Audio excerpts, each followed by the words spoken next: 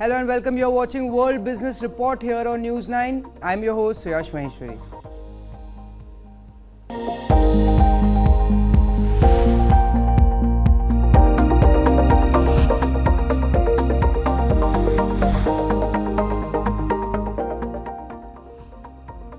Wall Street ended mixed as 2023's final trading session approaches and investors anticipate potential Fed rate cuts starting March.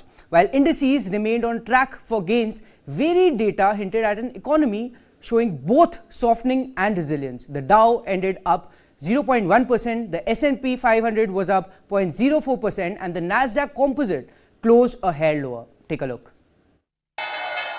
Wall Street's main indexes ended mixed on Thursday, with the S&P 500 ending shy of its previous record closing high.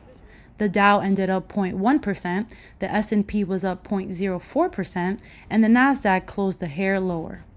All three indexes remain on track for monthly, quarterly, and annual gains. Data released early in the day, including jobless claims, pending home sales, and inventories, all painted a picture of a softening but resilient economy. This scenario has helped cement bets that the U.S. Federal Reserve might cut its policy rate sooner than expected and could avoid a recession. Jimmy Lee, CEO at Wealth Consulting Group, thinks that the expected rate cuts in 2024 will help pull off a soft landing for the economy. I think that the economy is going to end up being okay. I'm not going to give the credit to the Fed. I think that they should have raised rates sooner and probably bigger earlier on. But I hope that they're done, and that we get a rate cut sometime in the spring. Who knows if that'll happen? But I think the Fed does need to lower rates so that we do avoid a recession. And so, again, not necessarily because of how good they've been with the rate increases and the movements, in the last 2 years. But I think the economy itself is working itself out. A lot of the inflation problems that we had were due to COVID and the supply shortages that we were experiencing across different industries that we still have in some areas. But I think it's working itself out, and the consumer, again, here in the United States especially, is proving to be resilient and strong. And hopefully the Fed will lower rates and loosen up the economy a little bit so that we don't have a worse of a landing than we need to, which, again, I think that they're going to get what they want, which is this kind of Goldilocks soft landing scenario. Stocks on the move include Boeing, which dipped 0.7% after the plane maker urged airlines to inspect newer 737 MAX airplanes for a possible loose bolt in the rudder control system. And U.S. listed shares of Chinese companies, including Alibaba and JD.com, advanced 1.5% and 2.7% respectively, as China's blue chip stocks staged their biggest jump in 5 months.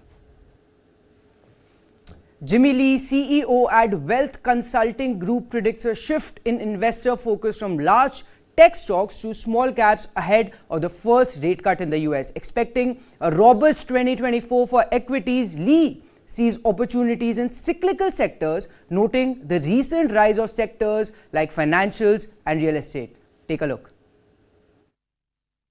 In 2024, we're expecting a good year for equities, and probably even a better year for fixed income investors, relatively speaking, in that the Fed is now going to become a tailwind for investors in both stocks and bonds, and not the big obstacle and headwind that it's been for a long time now while rates have been going up. And so we believe that because we're not going to be going into a recession, which is our view, that cyclical sectors will do well. And so we've seen this kind of happening already. Starting in November, we've seen sectors like financials and real estate doing very well.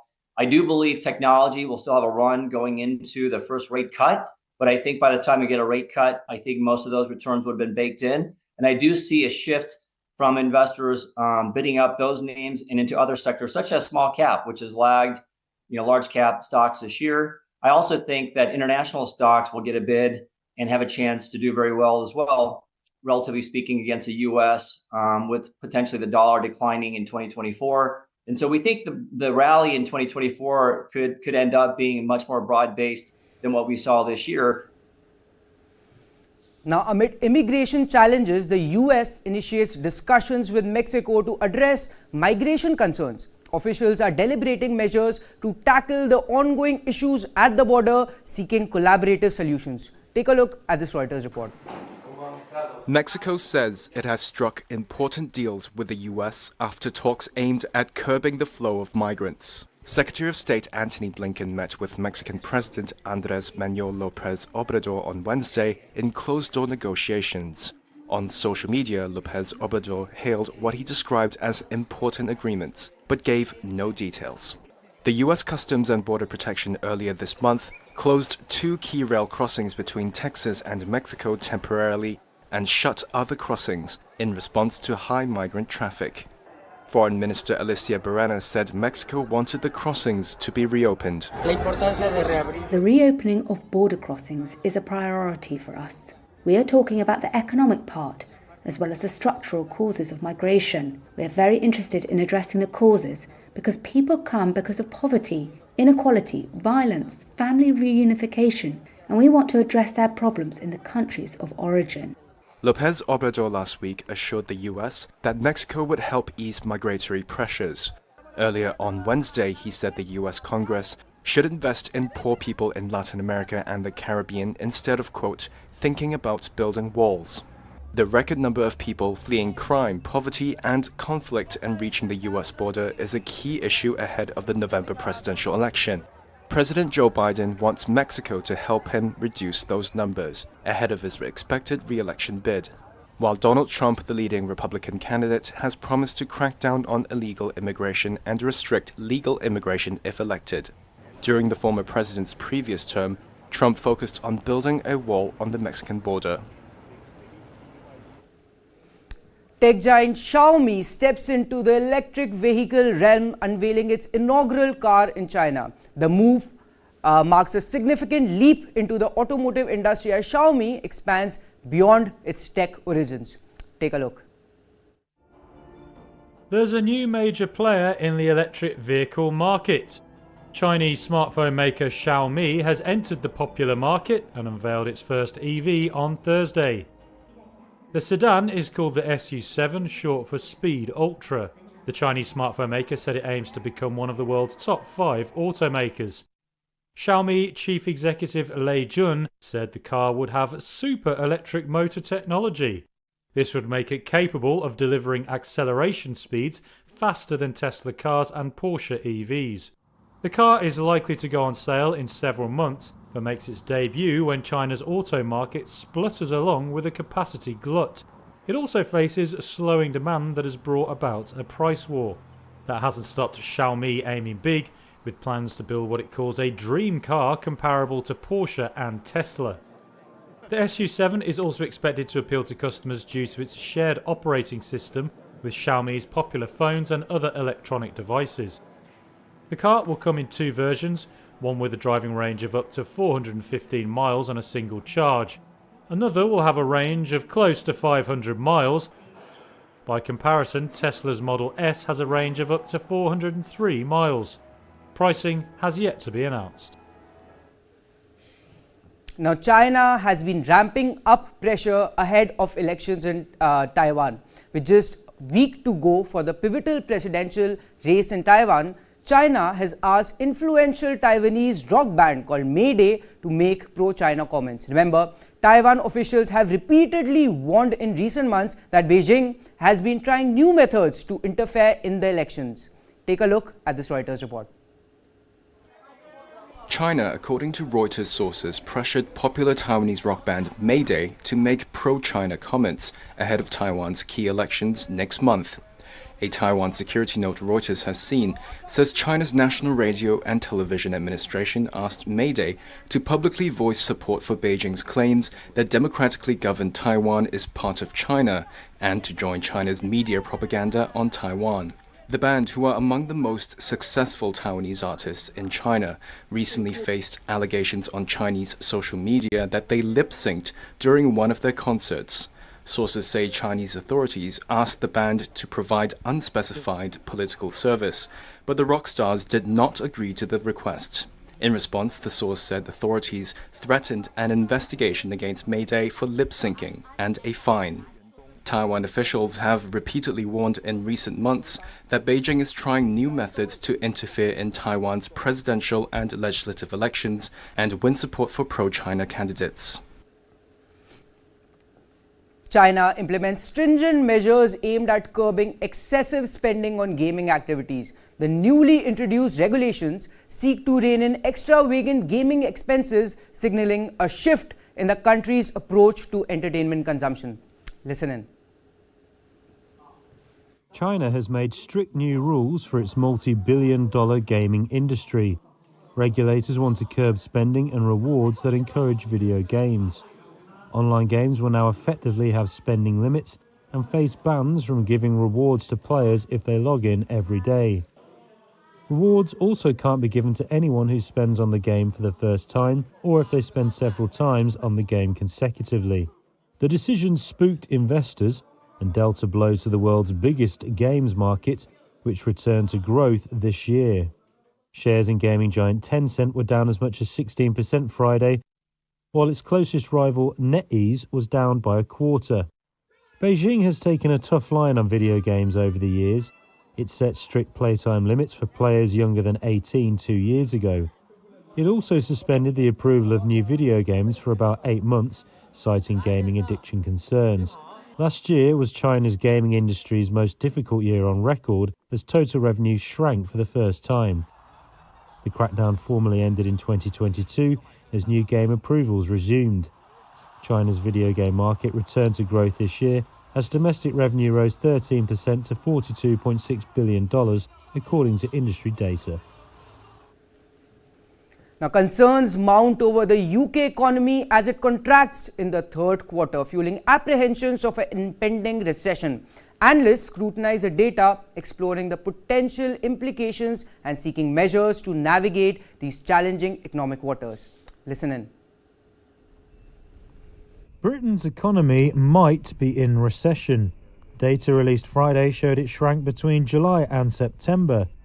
The country's Office for National Statistics, or ONS, said gross domestic product contracted 0.1% in the third quarter. It had previously estimated the economy was unchanged from the previous 3 months.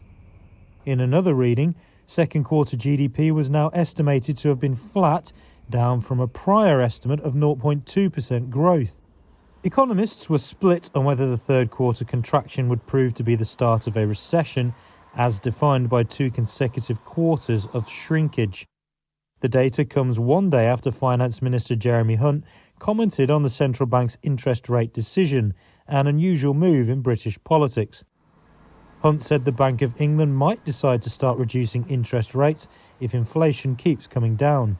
The bank has said it is premature to talk about cutting rates, although financial markets have bet the bank rate could fall as low as 3.75% by the end of next year, down from its current 15-year high of 5.25%.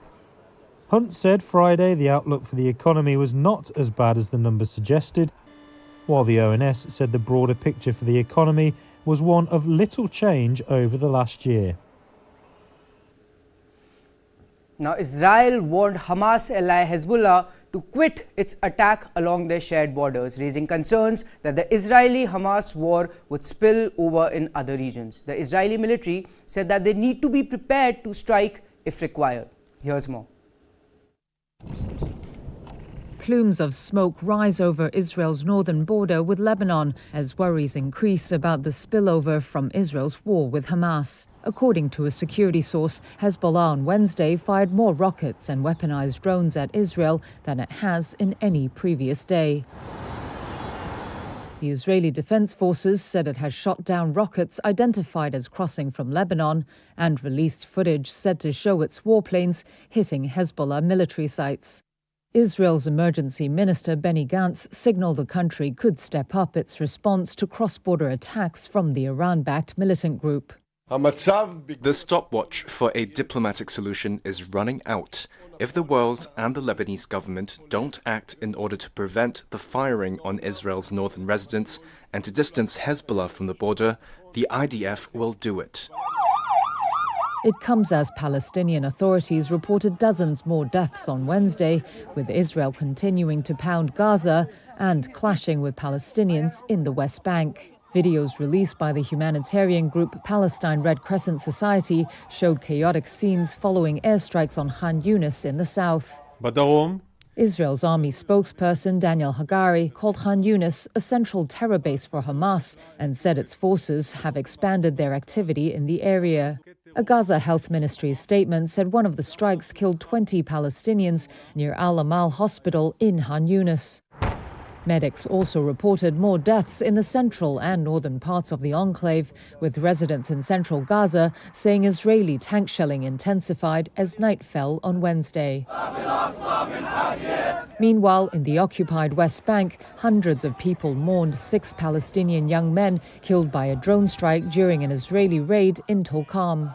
The Israeli military said its forces came under attack from militants there who threw explosive devices at them during a counter-terrorism operation. The attackers were struck by the Israeli Air Force, it said. Witnesses there say the 6 killed were not involved in clashes with Israeli forces. And with that, let's take a short break, but stay tuned with us as we have many more stories to uncover from the world arena waiting for you on the other side.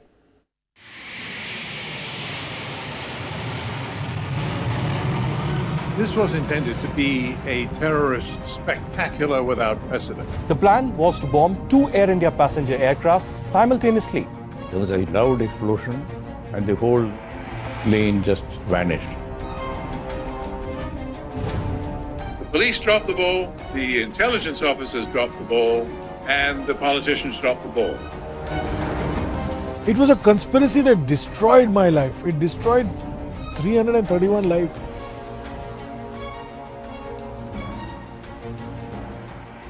News is now content. Just stream it. Download the world's first news OTT, News 9 Plus, ahead of the curve. Welcome back. You're watching World Business Report here on News 9. Now, Chile pioneers a modern twist for Rodin's thinker, integrating AI to give the iconic sculpture a voice.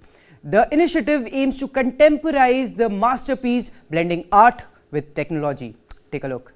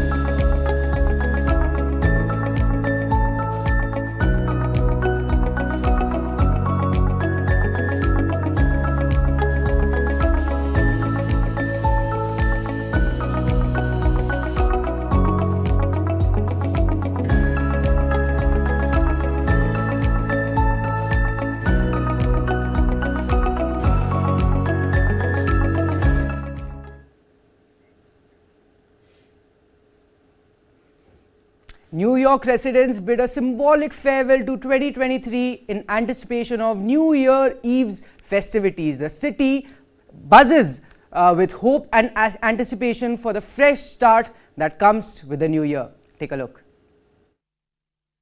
Oh my gosh! Literally disappears. Literally disappeared, gone. Are you guys ready to make your bad memories disappear? Let's get our first person up here. Come on up. That is wild. Hi, how are you? What's your name? Where are you from? Anna, and from Brooklyn. Anna from Brooklyn. Everyone say hi, Anna.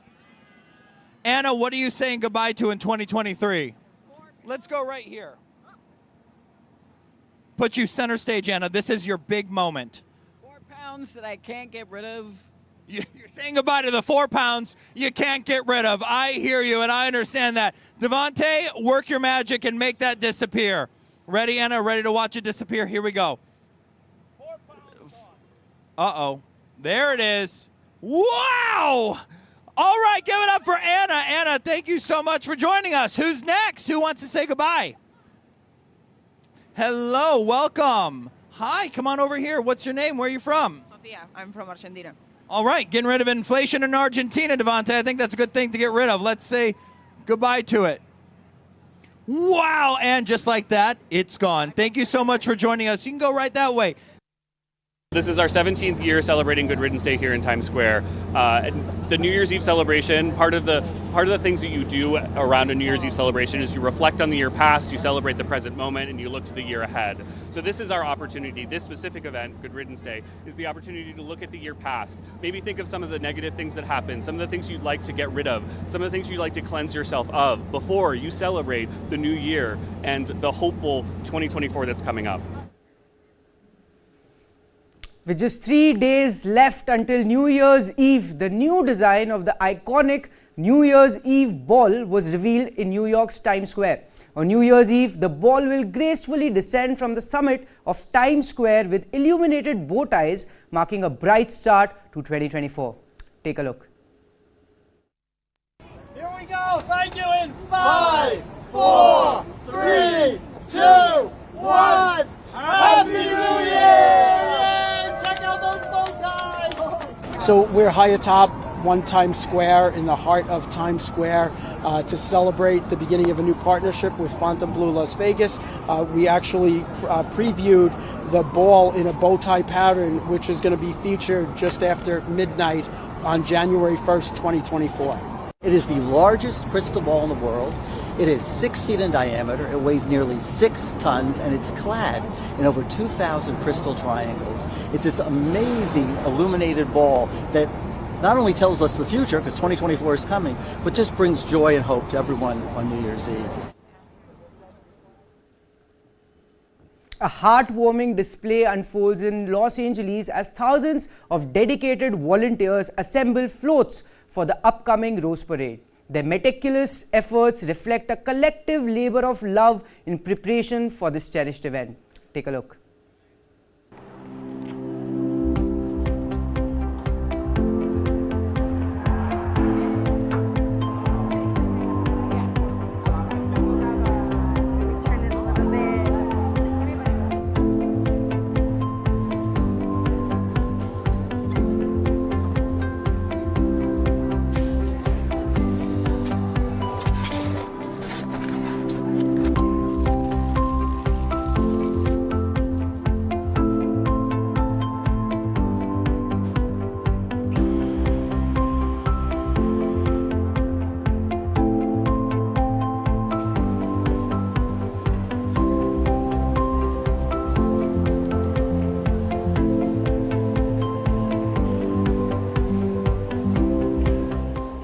The theme itself, bringing people together, you know, it's celebrating the world of music. Rose Parade brings people together, and as floral director, I bring in a floral team, and that team itself, I have designers from Canada, Mexico, I mean, all over the US. So just thinking about my team and where they come from, I can only imagine the people all, you know, in this barn and where they come from. And it's amazing that we all come together and we have this passion and this addiction to these floats. You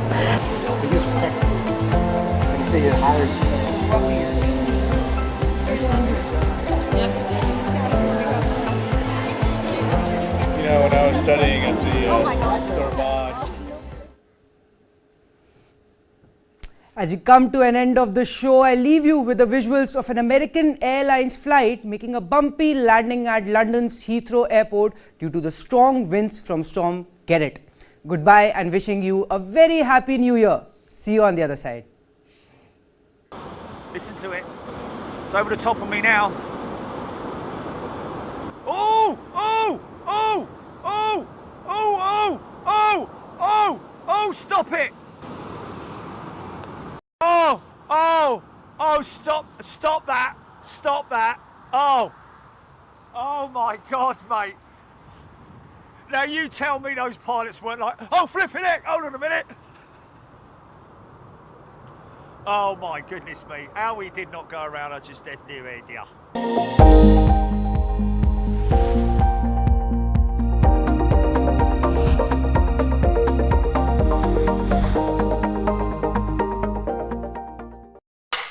Seeing is believing. Or is it? These are your favorite celebrities that you saw in the videos. But what if I